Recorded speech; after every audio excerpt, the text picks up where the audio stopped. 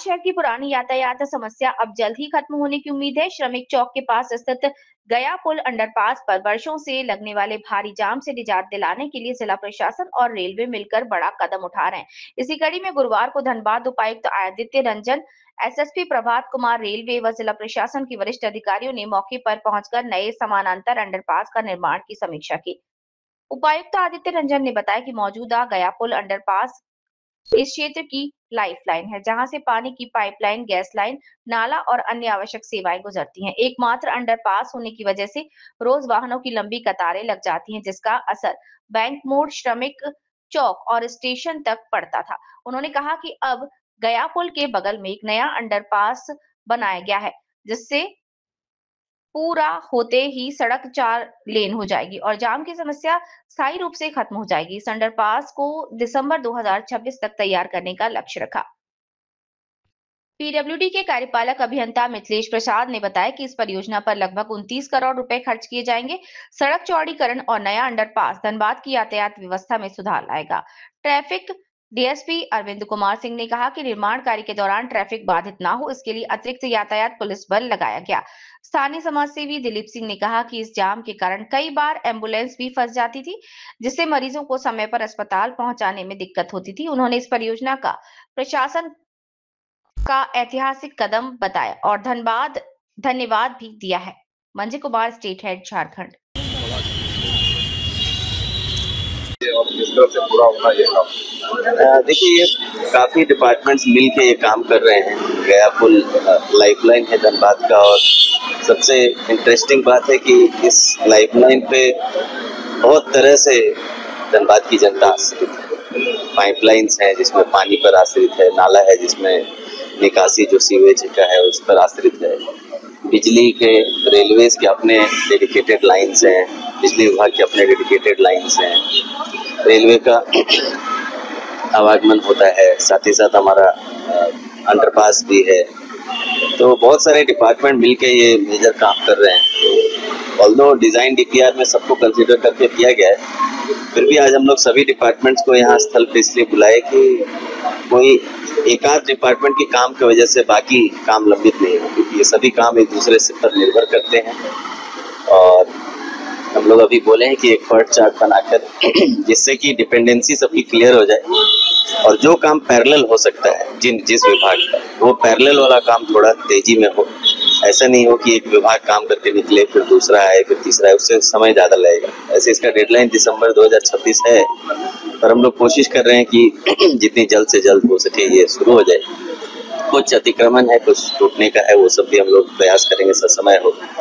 हम लोगों का मूल मकसद यही है कि जो एक यूटिलिटी कॉरिडोर बने, जैसा कि आप देखते हैं गया पुल में रोड और यूटिलिटी साथ साथ है, जिसकी वजह से बार बार रोड खराब होता है। तो एक डेडिकेटेड सेपरेट यूटिलिटी कॉरिडोर होगा जिसमें पानी का पाइपलाइन, नाला, गैस पाइपलाइन अगर जाना हो तो वो सब उसी में जाएगा। रोड को उससे अलग रखा जाएगा।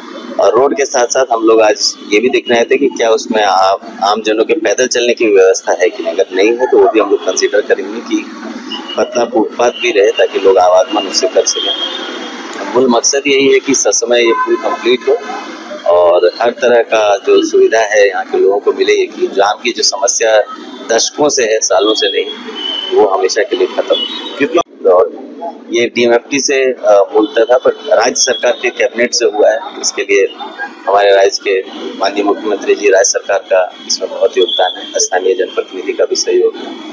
तो हम लोग यही देख रहे हैं कि बहुत टाइम से लंबित परियोजना थी जो शुरू हुई है यहाँ के लोगों के लिए। उसके लिए धनबाद की जनता की तरफ से हम राज्य सरकार को धन्यवाद भी देना चाहिए। सवाल करते हैं सर, अंडरपास का निर्माण का कार्य शुरू होने के कगार पे है, कितने लागत से ये बनाया जाएगा और क्या इसका आइडियोलॉजी होगा? अंडरपास का निर्माण का चालू है और ये टारगेट डेट हमारा 31 दिसंबर 2026 तक का है और काम चालू लगभग है। लेकिन रेलवे की तरफ से कुछ ड्राइंग है, उसकी बैटिंग होनी है, वो प्रक्रियाधीन है। वो आ जाने के बाद मेन कंस्ट्रक्शन काम चालू हो जाएगा। बजट कितना है? हाँ, बजट इसका 29 करोड़ के आसपास कंस्ट्रक्शन कॉस्ट है। बाकी बात एंसिलरी वर्क में जो खर्च है वो है। ये कहाँ से यू का होना है? पेट्रोल पंप से थोड़ा सा पहले जैसे ही टर्न होगा मिला दिया जाएगा। ठीक है। ट्रैफिक लोड जो चूंकि बढ़ा है श्रमिक चौक पर, तो अभी बस की को लेकर क्या कुछ पहले भी आपने बताया था समीक्षा हो रही है, लेकिन आप 3 दिन से देख रहे होंगे, जब से ये बैरिकेड लगा है तब से आप देख रहे होंगे कि अतिरिक्त मैन पावर देने के बाद कहीं कोई कठिनाई नहीं है। गति धीमी जरूर हुई है लेकिन चक्का रुका नहीं है। तो वो हम अभी अतिरिक्त बल से जब तक काम ले पाएंगे तब तक हम कोई रूट और किसी का कोई डाइवर्जन नहीं करेंगे। आवश्यकता होगी तो फिर आगे हम लोग सोचेंगे। बताइए, ये सरकार प्रशासन के स्तर से जो ये पहल शुरू हुआ है, कि एक लंबे समय के बाद जो है अब नए अंडरपास को धरातल पर उतारा गया है, काम भी शुरू हो चुका है, तो कितना फायदा होगा धनबाद की जनता को? धनबाद में लंबे वर्ष से गया पुल जाम के कारण आम जन को काफी परेशानी होती थी। खास करके जब भी मैं इस क्षेत्र से गुजरता था, एम्बुलेंस जाम में फंस जाती थी और जिस कारण से काफी दुर्घटना घटती थी, जो कि अंडरपास होने से हमारे यहाँ पर धनबाद की आगमन सुचारू रूप से रहेगी और जिस कारण से हम लोग धनबाद के विकास में लंबे समय से इसमें बहुत सारे सामाजिक स्तर से लोग और हमारे जिला प्रशासन, प्रेस, मीडिया सभी का योगदान रहा, जिस कारण से आज हम लोग इस अंडरपास बनने पर आया है। इससे हम लोग के धनबाद की जनता में जो जाम की समस्या है उससे निजात मिलेगी। मैं धन्यवाद देता हूँ डीसी साहब को और जिला प्रशासन के पूरे टीम को कि इस कार्य को जल्द से कराने का कष्ट करें।